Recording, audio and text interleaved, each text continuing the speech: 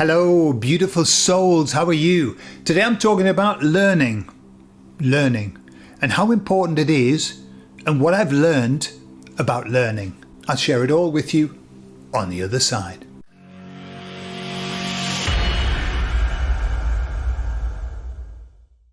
So let's start by talking about how I see learning and what I've noticed about the way that I learn. So during my entire life, I have had interactions with people who've had lots of skills, whether that be builders, whether that be people working on computers, just everywhere. I've been with people who have skills. And what I'm aware of is that when I'm with somebody who's doing something that I can't do, I watch them. And it's kind of like an active watching. I'm watching what they're doing. I might ask a question. When workmen come to the house to do a job that I can't do, I ask them if I can stand and watch them. Probably really annoying for them. Like, the hell, he's hovering over me like a bad smell. But I watch them. And every now and again, I'll ask them a question. What I've found is when I say to them, can I watch you so that I can pick up any tips or whatever, I might learn something. They take that quite as a compliment, especially here in Spain. And they start to offer things like, I'm doing this because, which I love. When I was a kiddie, my dad, who used to put windows in, like redecorate windows and update them. And he worked with wood. And he used to take me with him to the workshop, and I used to have to help him. I would hold bits of wood, basically. That was my job, just holding stuff. Really boring, but I used to watch what he was doing. I used to watch all of the time. And he would explain why he was doing things. And what I discovered was all of these things that I watch, they're in my head and they've gone, except for when I'm about to do something. And when I'm about to do something, I think, have I seen this done before? And very often I have. I've seen somebody do it. And if I haven't, I can go on YouTube and watch somebody do it.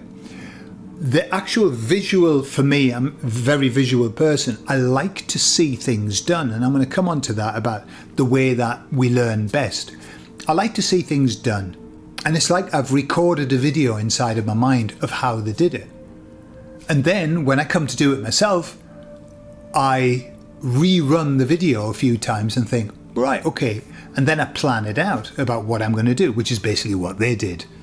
Sometimes I change it, sometimes I'll make it better, sometimes I do it very badly because maybe I misunderstood what I saw, or maybe I haven't got the skills yet to be able to do it like they did. And I remember during the pandemic, right at the beginning, just before it started, I had this plan to build an audio cabin to do recordings because there's a lot of dogs barking in the area and it's very difficult to record audiobooks, which is what I do sometimes, without having dogs barking in the background. So I wanted to build like a soundproof cabin. And I looked on the internet and somebody had actually done the whole blueprints to build one. I watched various videos. And I was also, it's all wood and bits and pieces. And I also had this knowledge that I'd picked up from watching my dad work with wood. And so I went out and bought all the materials. And just as I bought them, then the lockdowns came. And so I had all this time and all of these materials. So I set about making this cabin. And what I did 1 week just before I started, I was putting my son to bed and he wouldn't go to sleep. Like, he just wouldn't go to sleep. And so I'd be lying on the bed waiting for him to go to sleep, which he never did. And inside my head, I would build the cabin. I would build it. The whole thing. Following the plan that I'd saw, and I would build it. And I did that for about 4 nights in a row. Every time I would lie there, and I'd be lying there for about an hour because it would take ages to go to sleep. And I would just build the cabin in my head. Then I went down and built it. And it was the easiest thing I've ever built. I think I made one mistake, but it was easy. The reason is because I'd already built it. I built it 4 times in my head. And it makes me think of, I believe Tesla used that process, even though I didn't know that at the time. He would invent things in his mind and test them to see if they worked or not. And if they worked, then he would build them in real life. And that makes me think about what's called timeline therapy. Timeline therapy is where you can change the past and you can also invent the future. And part of the process is going into the future in kind of a hypnotic state and building what it is that you want in your future, placing it on the timeline, looking at it, designing it, whatever it is. And that works really well as well. And basically I didn't realize, but that's what I was doing. I was doing timeline therapy while I lay on the bed in a state of, please God, let my son go to sleep at some point. And I was placing what I wanted in my timeline. And then I went and manifested it. And lately my son, he's got a new computer and everything. He's a bit of a gamer. And he, every now and again, comes and asks me to help him with a problem that he's got on his computer. Now, I've learned by years of making mistakes on computers, so I kind of understand how they work, so I can help him most times.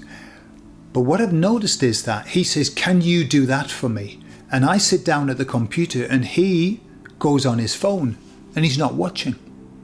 And so I said to him the other day, watch what I'm doing, because once you've seen how I do it, you won't need to ask me anymore. And I think it's a fundamental process of learning is watch what they're doing. You know, if you get somebody in your house, if you're a handyman, obviously if you never have the hope of ever doing that or the desire, don't bother. But it's worthwhile watching because you always pick up some skills along the way. You mightn't be able to know how to do it completely, but you do pick up skills. And I believe that we're here on this earth to learn, amongst other things, but we are here to learn. And I think the more that we can learn, the bigger the person we become, the more we're able to help others. The more skills you've got, the more you can help other people. Surely, yeah? So I want to finish with the 5 lessons that I've learned in life. 5 things that I've learned. I've learned much more, but these are 5 things that have been important for me to learn. Lesson number 1 is people are not necessarily good. And boy, did that cause me a lot of issues when I believed that people were good. That doesn't mean that people are bad. It just means that people are not always good. And I had to learn that the hard way. I learned I had so much faith in humankind. And I believed that they were intrinsically good. I still do. But I believed that they were good and that they could see right. And they could see what was true. And they could see, the right thing to do. No. And so I've learned that people see what the hell they like. And that isn't always necessarily good from my point of view, but it's good from their point of view. And so that goodness that we want to see in people is really the goodness that we hold inside of ourselves. And what I've learned is that people don't share that sometimes. Some people will do some things that you perceive as bad, thinking that it's good. And we only need to think about those mad few years that we had where people were doing very, very horrible things, thinking that they were doing good things. Lesson number 2 is that people are not necessarily bad. And I know I've just talked about them not necessarily good. People aren't bad. People aren't all bad. And I've had to learn that as well. When they asked the mafia in the US, when they asked them about the motivations, they all talked about very noble motivations for what they did. They were very noble and upright and they believed themselves to be good people, even though they did awful things. And I believe fundamentally in the fact that people are good deep down. Why do I believe that? Well, if we came from the God source, we can't be any other. Yeah, we get distorted and all kinds of things and programmed and propagandized and stuff like that, and we can do weird things. But people generally are good. That's what I think. What do you think? Lesson number 3 that took me a lot to learn was that some people aren't meant to be in your life forever. In fact, very few people are meant to be in your life forever, except the ones that are very close to you. And I had to learn that through sadness, I suppose. Being in a situation, have you ever been in this situation where you're just with a wonderful group of people, everything's in flow, you're kind of in a team, and it's wonderful. And then something happens and it's gone. It's like, wow, well, what do I do now? And I noticed I was in a pattern in my life of every 5 years, I would have this incredibly big change in my life. And I would tend to lose all of the people that I had around me. And that still continues, except now it doesn't continue because I don't have any more people. I'm a bit of a loner now, and I've got my family and my wife, and my children obviously, and my wife. And that's enough now. Those days of having to seek out groups of people that I feel joined to, on a personal level, I don't need that now. But even during the pandemic, we got together with all the people from Guadalajara, all the awakened people, and we came together and it was beautiful and we had synergy and the conversations were wonderful, and we would get together once every couple of weeks or whatever. And then it all fell apart. And now we barely see them. We talk to them every now and again, but that's it. It's done. That was another chapter over, another 5-year block of that's it. And I also believe that some people come into your life to teach you a little lesson, whether it be a good one or a bad one. And then once you've had that lesson, they leave and leave you with the shit. Or leave you with a good thing. But they go out of your life and they're not meant to be in your life forever. Lesson number 4 is that good things are not always good. Good things that happen to you are not always good. They might look good, they might feel good, but sometimes the outcome isn't that good. I recall moving to Morocco, and boy did I want to move to Morocco to work with my job. And I thought that was going to be the best thing since sliced bread, and it was the worst experience I've ever had.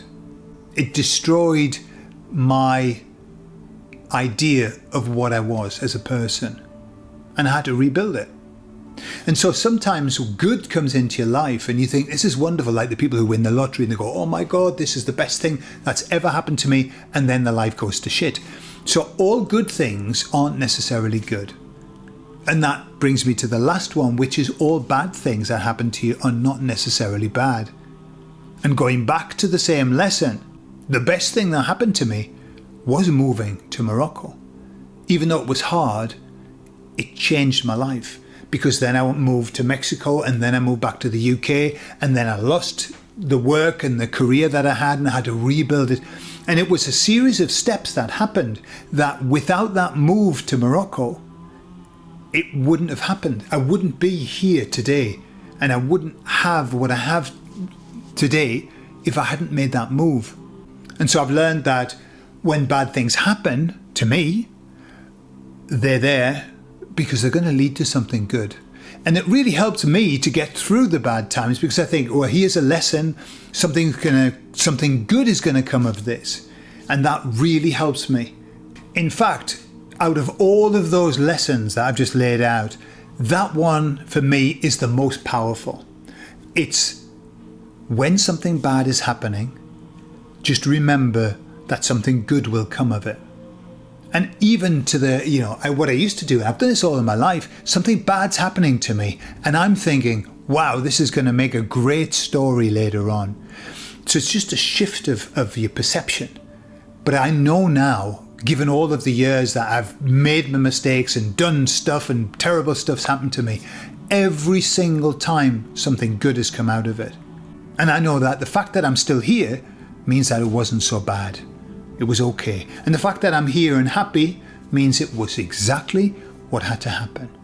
What do you think? Give me your opinions in the comments. What do you think? Do you think my beliefs are something that you share, or do you not agree with them? I'd be interested to know. I love you all. See you all later.